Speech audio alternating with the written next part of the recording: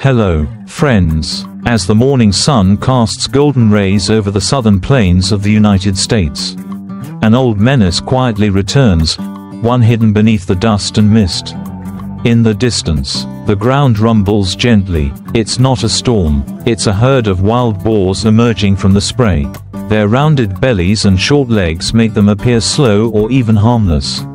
But don't be fooled, these animals are fierce, reflexive,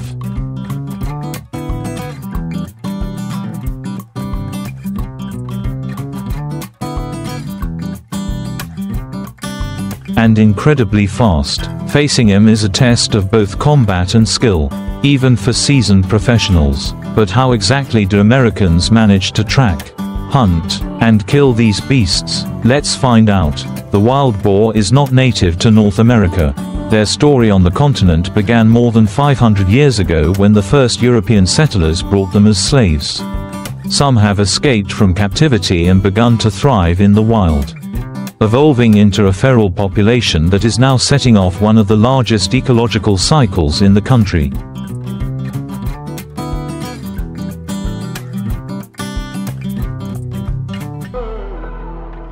According to the latest estimates, more than 8 million wild boars roam freely across 39 US states. And they're not just surviving, they're multiplying at an alarming rate. Their impact has been nothing short of disastrous. Fields are torn to shreds. Diseases spread to farm animals. And even humans have fallen victim to their malice. The total economic cost, more than $2.5 billion a year.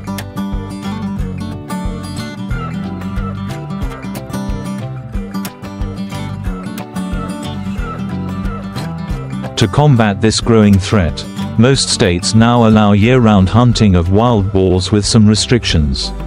But catching them isn't easy. First, the feline must look for signs: hidden mud puddles along riverbanks, deep-rooted nocturnal foraging grounds, and narrow trails winding through waste. These are shortbreads leading to the heart of the boar's territory. Then there's the target part.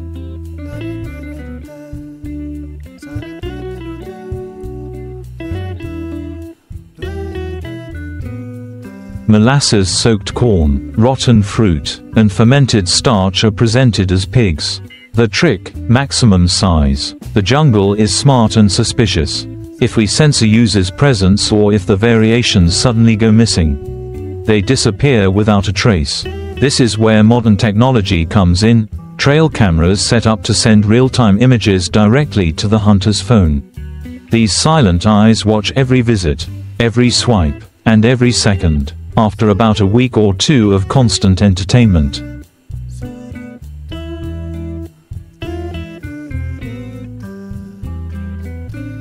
when the boars return regularly, it's time to develop a bait.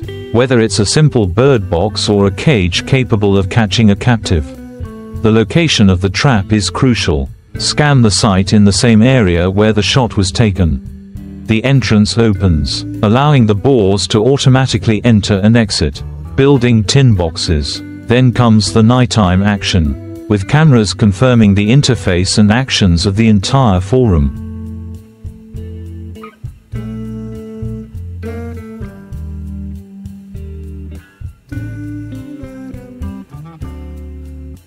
The traps are triggered at the right moment, sometimes remotely using a smartphone screen. The gate cracks. Life runs riot as the herd pounds the walls, trying to increase, but failing to escape. Some traps now cost up to $70 and can catch 50 or more boars in a single catch. High tech, yes, but necessary. Once terminally ill, the animals must be treated with extreme care. Many are euthanized on site using precise,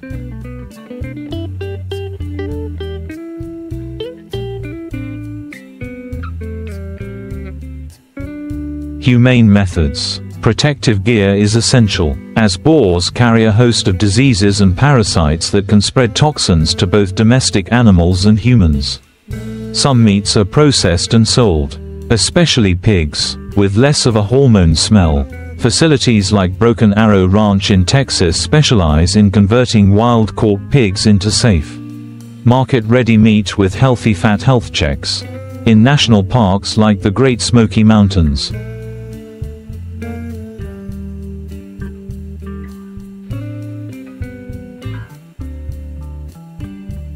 More than 15,000 feral pigs have been culled in recent years. But the population persists. Night hunting is another method used because feral pigs are most active at night.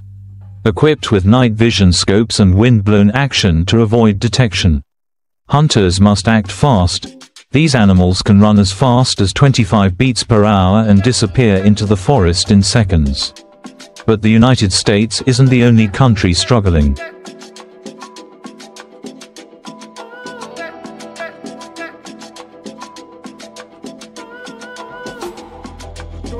Thousands of waves away in Australia, a very different but equally destructive invader has arrived, the rabbit.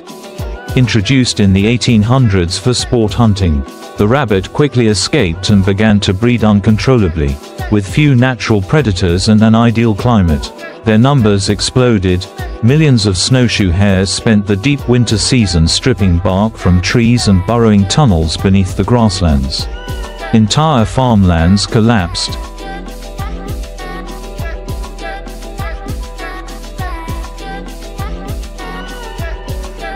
Literally, under the weight of these burrows.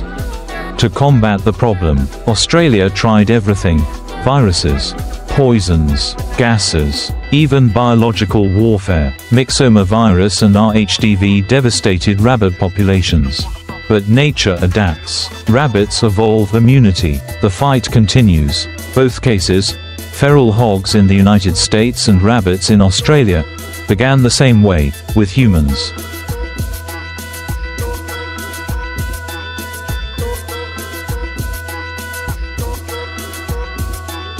A few animals, carelessly introduced, spawned uncontrollable epidemics, and now, with ecosystems, farms, and native species under siege, modern science and traditional methods are fighting a losing battle.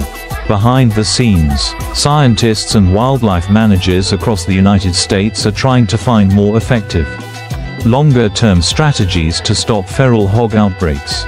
One such method being actively studied involves targeted poisoning.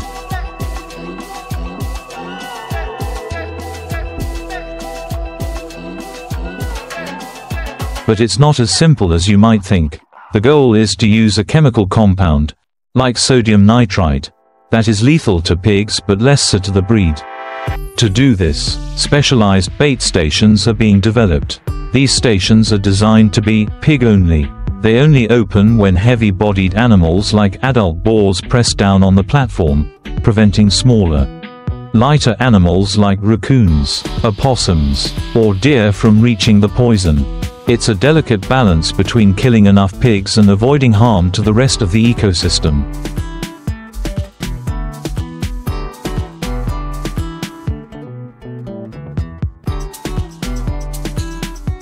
But let's not forget a key challenge: reproduction. Wild boars reproduce at a terrifying rate. A female can give birth to up to 2 litters a year, with up to 12 piglets per litter. That means a single sow can be responsible for more than 20 piglets each year. Multiply that by the millions of breeding sows, and you begin to understand the scale of the crisis, even if a large herd is wiped out in one area.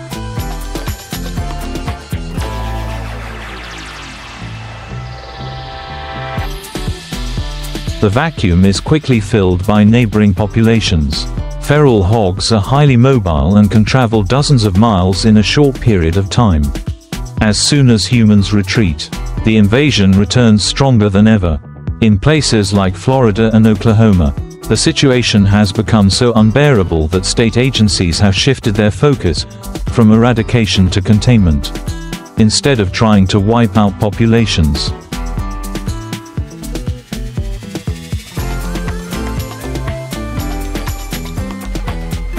They now focus on minimizing the damage. Landowners are trained to recognize early signs of feral hogs. Farmers are encouraged to protect their crops with reinforced fences. Remote monitoring systems are deployed to alert authorities when feral hogs are spotted near sensitive areas. But containment also means accepting that the predator is here to stay. The term, invasive species, describes not just something alien,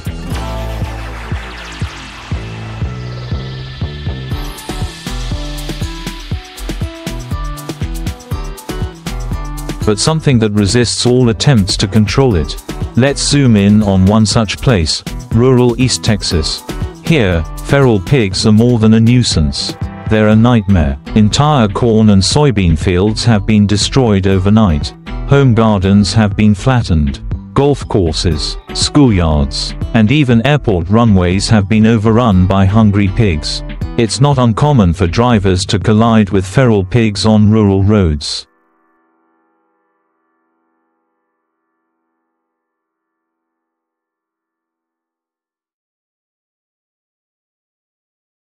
Resulting in fatal accidents. Locals tell of opening their doors at dawn to find the ground outside disturbed, as if it had been plowed overnight. Homeowners sometimes catch the animals on security cameras, snorting, stomping, and digging under fences to reach trash cans or water sources. Faced with this threat, some residents have become trappers themselves. Retired veterans, farmers, or weekenders now build their own traps and monitor bait stations daily.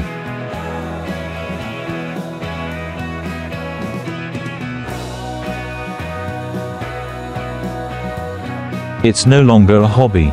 It's a necessity. Meanwhile, the market for wild boar meat is expanding. Restaurants across the country are starting to put wild boar back on menus, not just as a novelty, but as a sustainable source of meat. Chefs love the rich, nutty flavor of wild boar, especially when it comes from young animals. Wild boar sausages, smoked ribs, and wild boar burgers are becoming increasingly popular in places like Texas, Louisiana, and even New York. But safety remains a concern.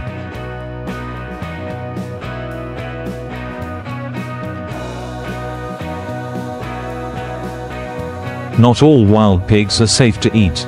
Adult boars often have a strong musky odor caused by hormones, making their meat nearly inedible. Worse yet, they can be infected with dangerous parasites or bacteria that can only be neutralized through inspection and proper cooking. That's why facilities like Broken Arrow Ranch operate under strict federal guidelines. Only USDA-approved slaughterhouses can legally process wild-caught pigs for public consumption.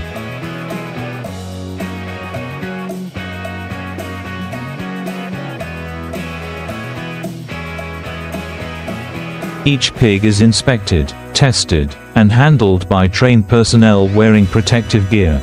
Even then, supplies are limited. Less than 2.00 wild pigs are processed for commercial sale each year, a tiny fraction of the millions that roam free.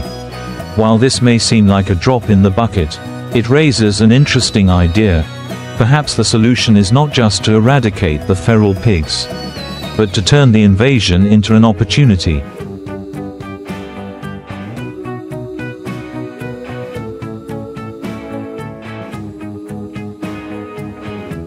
Some ranches have begun offering guided feral pig hunts, with tourists from urban areas paying thousands of dollars to experience the thrill of hunting wild boars.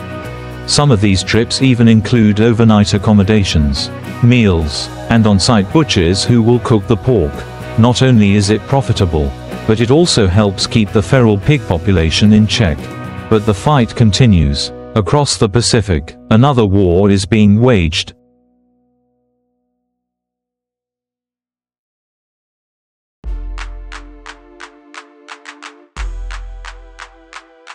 This time in the deserts and plains of Australia. While the United States battles feral pigs, Australia continues its grueling war with rabbits. These creatures, once imported for leisurely hunting, have now tunneled through farmland, destroying native grasslands and pushing local animals to the brink of extinction. To combat the rabbit crisis, Australia has deployed everything from viruses to toxins to bioengineering.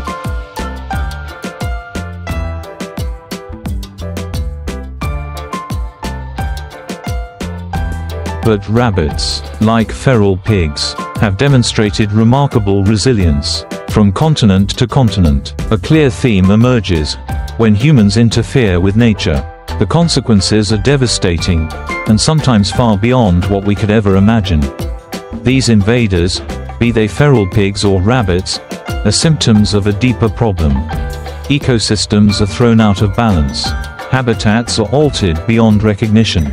Human ambition and carelessness leave scars across the landscape.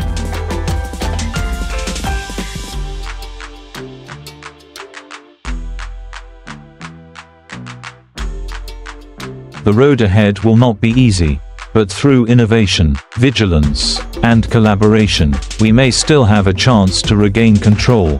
For centuries, wild boar has been revered in many cultures. Known for its rich flavor and lean texture, it is considered a delicacy, especially when compared to factory-farmed pork.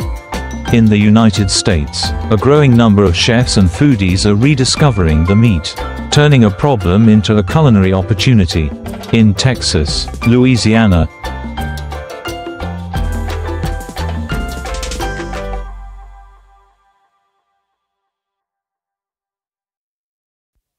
and parts of the Southeast, wild boar dishes are slowly making their way back onto restaurant menus.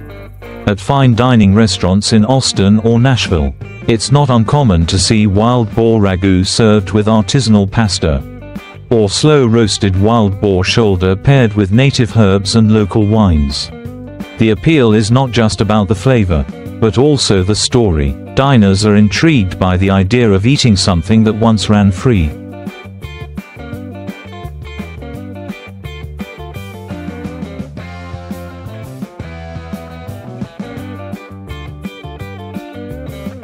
Something that wasn't raised in a cage but fought for survival in the woods. For these chefs, every piece of meat tells a story about the trapper, the terrain where it was caught, the techniques used to prepare the meat. But it's not all glamorous.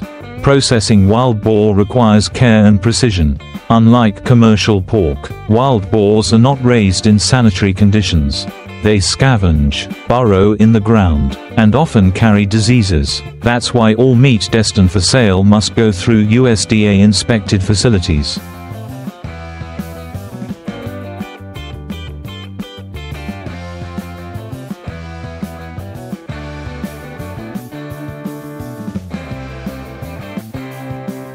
At processing plants like Broken Arrow Ranch, each hog is inspected upon arrival.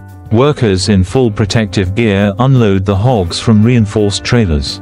If they're still alive, they're quickly and humanely euthanized.